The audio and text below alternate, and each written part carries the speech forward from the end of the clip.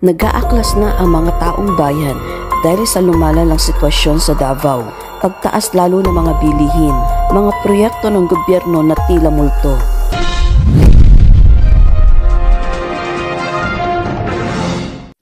I don't think so. There is no... Anyway, the reason we did this was so that we could maintain the peace.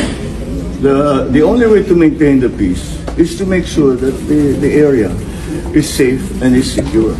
And considering this is a 30-hectare compound, kailangan mo talaga ng maraming tao. Hindi mo pwedeng gawin ito na isang dosenang pulis. Para hindi na bale yung mga lumalaban o yung mga nag-resist, nanghaharang, hindi na bale muna yun.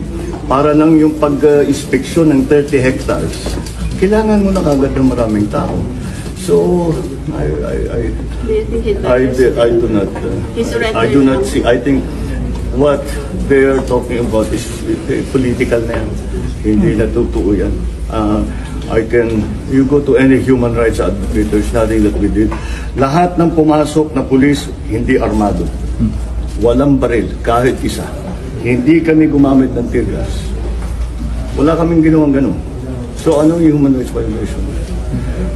Marami lang. Kung kukonte yun, mas marami pang nasaktan. Mas maraming nasaktan na supporter ng Kingdom of Jesus Christ. Maraming nasaktan na pulis. Dahil maglalaban. So, kung marami, itapos ka agad ang problema. So, that's what we done.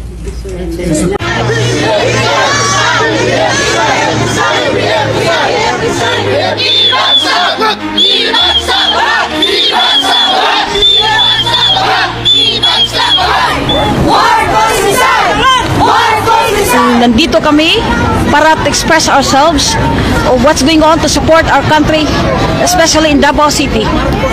Kung anong pinaghihirap natin pinagdaanan ngayon, kami po dito sa abroad, hindi namin kaya. So that's why lumabas din kami ngayon. Tao dito, may mga buhay din ito. Mga Pilipino din ito. Isa din ito sa bumoto sa kanila. Pero tila bagang wala silang narinig. They don't care about these people. Nananawagan din ako sa lahat ng mga katropa kong mga pulis dyan. Anak, tiba ka kayo. Ikaw, General Torre. Pulis din ako. General Torre, terorista ka kunada.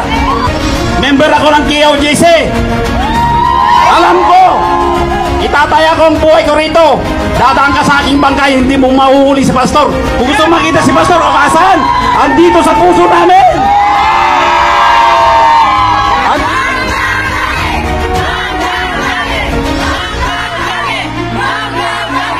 Mga kababayan, sa lahat ng mga Pilipino na nandito ngayon sa Los Angeles, OFW at member ng KOJC. Isa po ako sa nakampanya kay Marcos. Sad to say, masakit sa kalooban ko na napapagod ko, mga kapatid. Hindi po ako kasama ng KOJC. Pero tao po ako. Naniniwala sa Panginoon. Naniniwala sa pinaglalaban ng mga KOJC.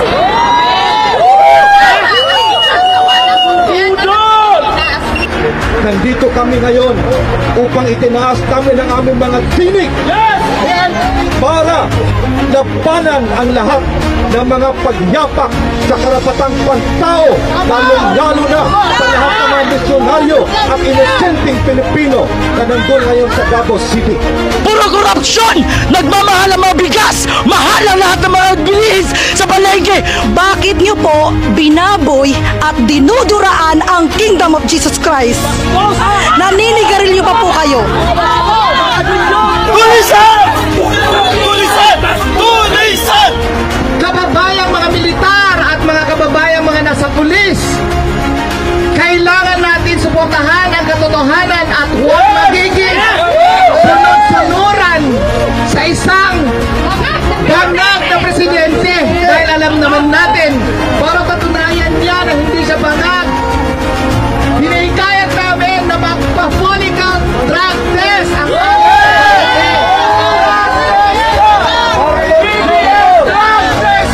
But y'all cannot take the truth because false document everything y'all done. Y'all will never find nothing. He didn't do no wrong. Same thing they did with Jesus Christ.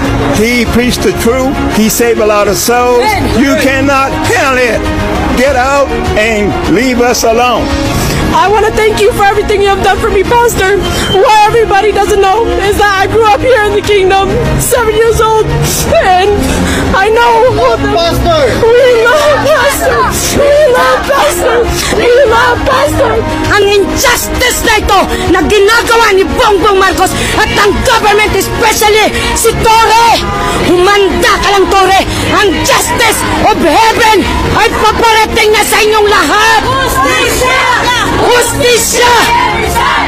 BBM resign! BBM resign! BBM resign! BBM resign! BBM resign! Ngayon ay nananawagan sa inyo na kayo po ay mag-resign. Hindi po kami kontento sa ginawa ninyo. Sumasakit po ang aming puso dahil sa totoo lang po.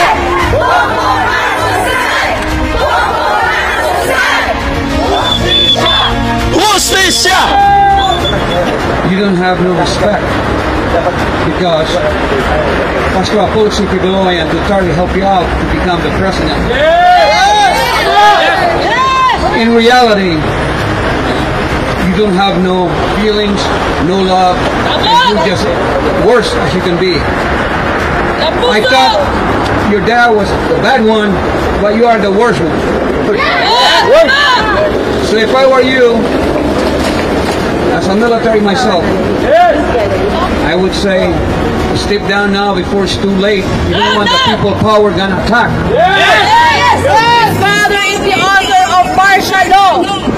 Ngayon, martial is happening again in the Philippines.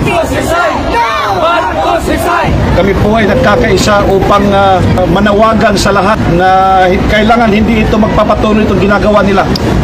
Kasi sobra na, tama na. We have a heavy heart right now for this injustice thing, for this oppression, We need to love our country and defend our country. We have to defend our freedom. General Torre, we are requesting you po to leave the premises of DOGC right now. You have to leave. And the battalions of policemen, you have to leave. You have to respect the constitutional rights of people. Marcos Jr. resign! Marcos Jr. resign! Justisya! Justisya! Marcos Jr. resign! Marcos Jr. resign! Marcos Jr. resign! To Bongbong Marcos and all his corrupt officials sa bawat syudad na may Pilipino dito sa USA, na tayo ay tumindig at mag-people power na! Paalisin sa pwesto! Paalisin sa pwesto si Bongbong Marcos! Sa pinakahuling laban na ito, ang kabutihan ang mananaig. Walang forever!